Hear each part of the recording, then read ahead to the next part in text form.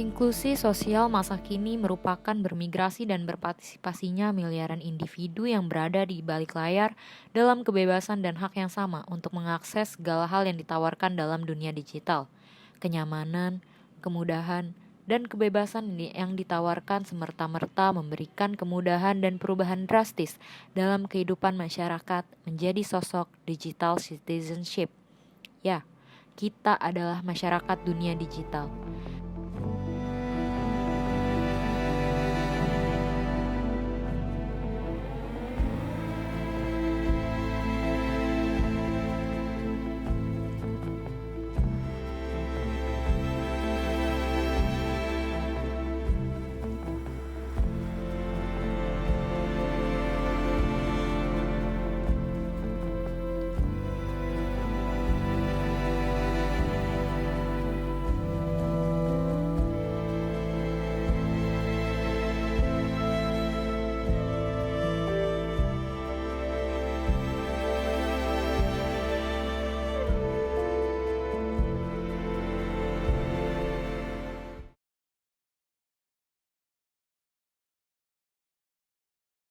Yang pertama itu, sering gak sih Bapak menemukan hal-hal negatif dari internet atau media sosial? Contohnya seperti berkata tidak sopan atau rasis. Sering. Jadi inklusi sosial itu kan ada perubahan masyarakat ya, yang harus diikuti oleh kelompok masyarakat, dan masyarakat itu salah satunya anak-anak. Nah, anak-anak bagian yang sangat urgent untuk sangat dengan begitu cepat mendapatkan akses digital, karena mereka belum memahami perbandingan baik buruk, layak tidak layak, dan usia anak-anak itu apalagi yang masih PAUD SD, yang kelas rendah ya terutama, lebih cepat meniru ya. Jadi baik dari perkataan, kalimat, kata, ataupun perilaku yang negatif itu sangat gampang sekali untuk diikuti. Contohnya misal seperti gambar tayangan kartun sangat banyak di YouTube ya, tetapi tidak semuanya ketika diikuti anak-anak jadi sesuatu yang baik. Misalnya ada film apa itu yang kecil-kecil kayak boneka itu, yang berpelukan itu, Teletubbies ya. Teletubbies kan mengajar berpelukan itu secara tidak langsung. Anak-anak waktu eranya Teletubbies itu familiar, itu sering anak ikut mengikuti ya, berpelukannya nggak tahu kita sama siapa kan. Jadi ada semacam yang yang secara tidak disadari mampu mempengaruhi. Kemudian misalnya film anak-anak juga yang masih dari barat, misalnya Marsha itu. Marsha kan mempertontonkan film kartun, memang kalau dilihat itu kan memang film tayangan anak-anak ya. Tapi secara tidak langsung Marsha mempertontonkan karakter egoisnya, ya kan?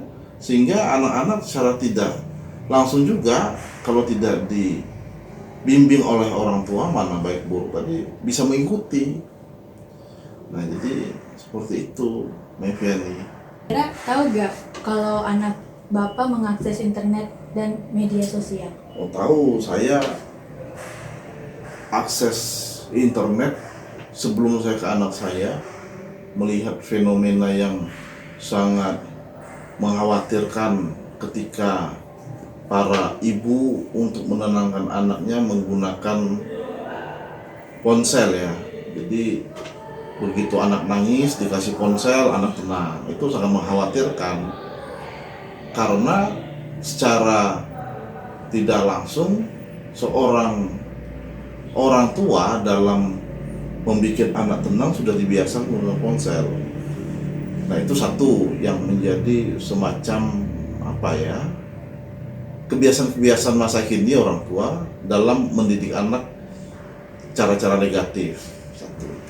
Kedua, banyak juga anak-anak usia SD ya, PAUD SD itu, apalagi yang orang tuanya tidak membatasi ya, baik membatasi tayangannya, membatasi durasi menggunakan ponsel ya, kemudian juga berdampak kepada habitnya, kebiasaan si anak ya.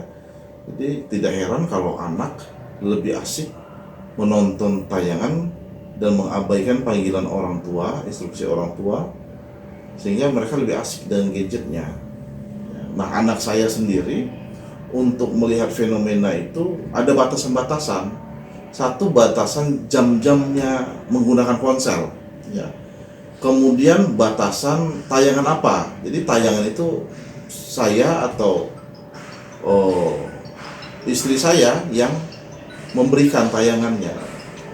Tentu tayangannya yang bersifat edukatif, lalu tayangan-tayangan yang bisa mendidik ya, karakter-karakter yang sesuai dengan agama, budaya, dan bangsa. Karena kan banyak tayangan-tayangan kartun tidak mendidik, tidak sesuai juga dengan budaya, karakter bangsa kita ya. Contoh misalnya yang tidak sesuai adalah berpakaian ya kan. Tidak salah misalnya tayangan, misalnya film-film anak Korea itu dengan pakaian yang pendek gitu ya, mereka biasa.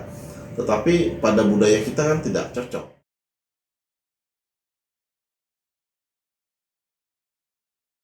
Hai Kak, namanya siapa?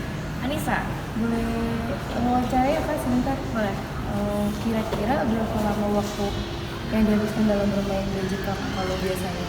Sehari-hari ya? 8-9 jam sih kalau sama jam kerja. Terus tapi itu tiap hari? Tiap hari. Terus kira-kira apa aja tuh Kak yang Kakak lakuin kalau lagi main gadget? Buka WhatsApp buat kerjaan, terus sama paling buka-buka sosmed, Instagram, Twitter. Tugas gitu enggak? Ngerjain tugas di laptop.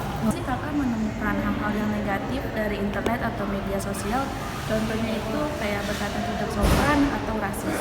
Sering banget sih, apalagi di Twitter tuh banyak kayak orang-orang rasis, terus juga kayak yang di Amerika tuh kan masih kental banget sama rasisnya tuh, apalagi sama Asia gitu. Kira-kira ada nggak sih cara kakak untuk meminimalisir hal negatif tersebut? Sebenarnya bantu buat ngadarin orang-orang aja sih kalau misalnya jangan spread hate kayak gitu. Caranya tuh gimana ya? Paling kalau misalkan ada kayak campaign, misalnya contoh sekarang itu kan lagi marak banget Asian hate kan. Nah, paling kita bantu buat nyuarain stop Asian hate kayak gitu. Makasih ya Kak. Sebelumnya boleh diperkenalkan dulu namanya siapa? Nama saya Kalisa Ramanurina dari Unpa. Oke. Kita mulai dari pertanyaan pertama ya Kak. Yang pertama, kira-kira berapa lama waktu yang dihabiskan dalam bermain gadget? Bermain gadget saya nggak nentu ya. Biasanya setiap harinya itu kayak cuman bales chat, terus bales chat pegang gadget, abis itu taruh lagi kayak gitu. Cuma kalau lebih lamanya itu paling kalau mau tidur ya, mau tidur malam, misalnya dari jam 9 sampai jam 11 atau 12 gitu. Oke. Nah nih yang kedua, apa saja sih yang kakak lakukan saat bermain gadget?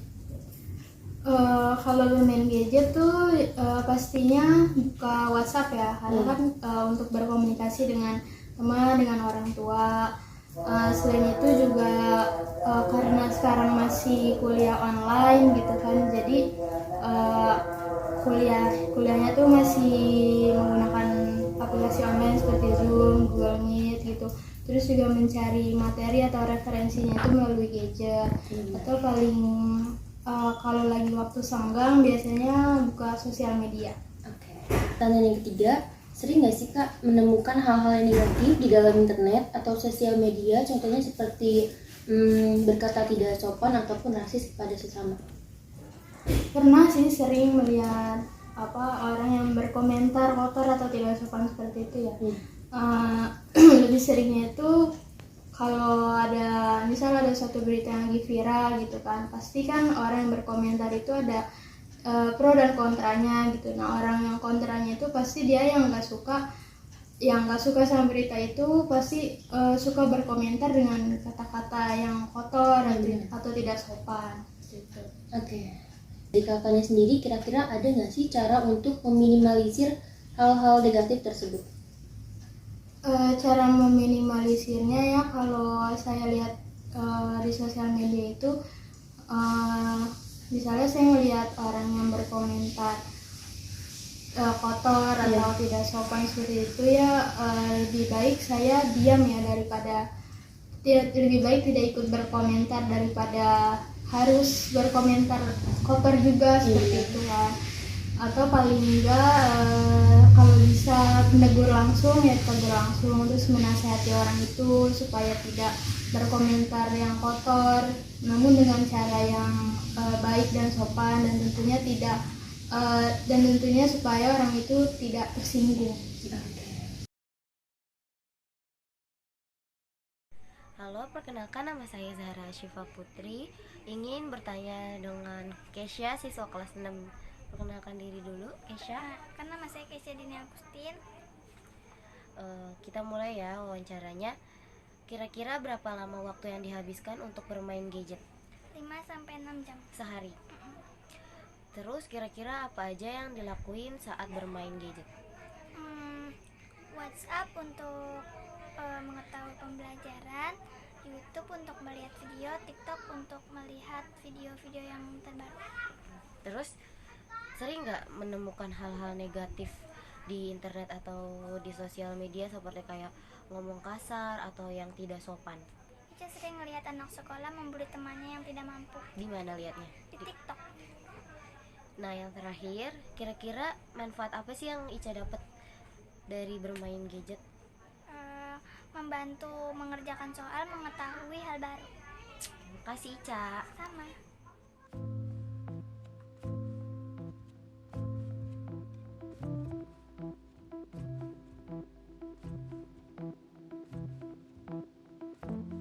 Digitalisasi membuka berjuta manfaat dalam kehidupan masyarakat, namun bukan berarti tanpa diiringi dampak negatif. Timbulnya kecanduan, bermunculnya hoax, ujaran kebencian, pornografi, serta penipuan yang dapat menjadi ancaman bagi diri sendiri hingga bangsa yang ditinggali. Bijak dan mengedukasi diri dalam bersosial media merupakan syarat utama untuk membangun masyarakat yang beretika dalam bermedia sosial.